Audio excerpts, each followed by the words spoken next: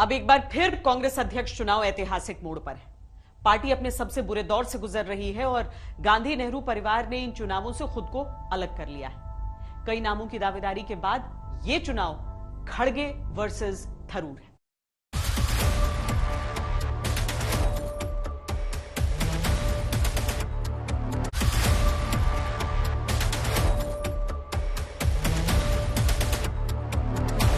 वो दोनों को मिल के लड़ना है। हम दोनों एक ही घर के लोग हैं। जब एक ही घर के लोग हैं, एक दूसरे के खिलाफ कौन लड़ने का सवाल नहीं है।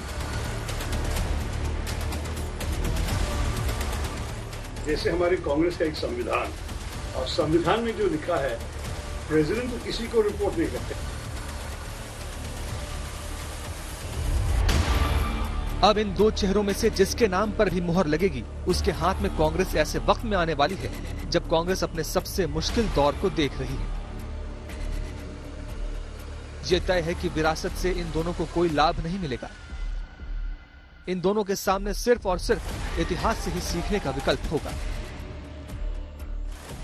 अगर खारगे साहब जीते या मैं जीते, अंत में कांग्रेस की जीत होनी चाहिए। ये चुनाव तो कांग्रेस की मजबूती के लिए है और मैं इसमें तो बिल्कुल लगा हूं। और आपको पता है कि 9 दिन बाकी है। इस 9 दिन में पूरा जितने भी लोगों से मिल सके, संपर्क कर सके, मैं कर रहा हूं। थरूर कुछ भी बोले, लेकिन ये सबको पता है कि अगर कांग्रेस के दिग्गजों ने पार्टी से किनारा नहीं किया होता, आवाज नहीं उठाई होती, तो लगाम गांधी परिवार के हाथों में ही होती।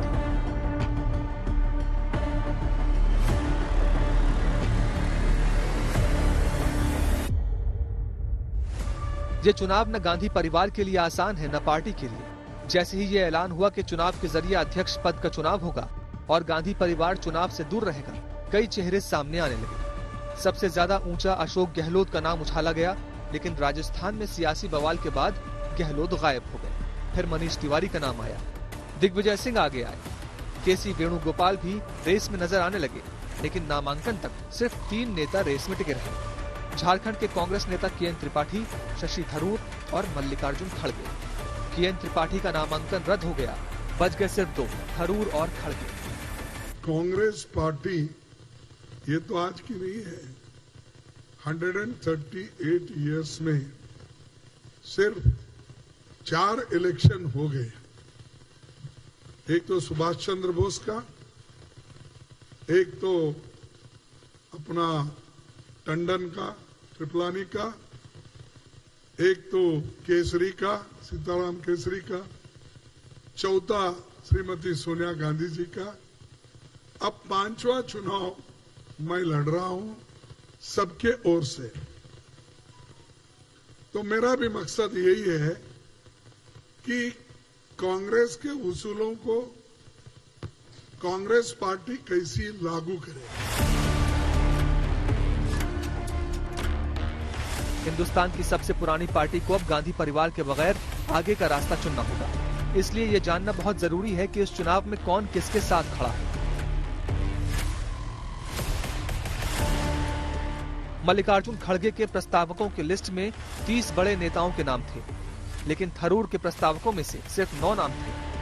वो भी वो जो लोकसभा चुनाव के दौरान अपनी सीट तक हार चुके हैं। ए.के. एंटनी, अशोक गहलोत, अंबिका सोनी, अभिषेक मनु सिंघवी, अजय माकन, भूपिंदर हुड्डा, दिग्विजय सिंह, सलमान खुर्शीद, मनीष तिवारी जैसे नेता खड़गे की तरफ खड़े थे, जबकि कार्ति चिदम्बरम, सलमान सोज, प्रवीण डाबर, संदीप सैफुद्दीन सोज जैसे नेता थरूर की तरफ खड़े थे।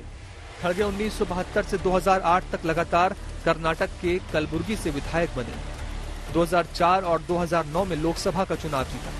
थरूर संयुक्त राष्ट्र से इस्तीफा देने के बाद 2009 में कांग्रेस से जुड़े और लगातार 3 बार थिरुवनंतपुरम से लोकसभा का चुनाव जीते। इस जीत में 2014 और 2019 के चुनाव भी शामिल हैं। जब देश में कांग्रेस की बुरी तरह हार हुई तो थरूर रिकॉर्ड मत से जीत गए थे।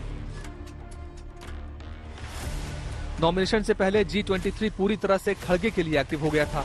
ये वही ग्रुप है जिसने पार्टी लीडरशिप में बदलाव का मुद्दा उठाया था, और जब खड़गे के नाम पर मुहर लगी तो इस ग्रुप के सबसे मजबूत नेताओं में से एक आनंद शर्मा और मनीष तिवारी खुलकर खड़गे के साथ हो गए। थरूर मेरी शुभकामनाएं।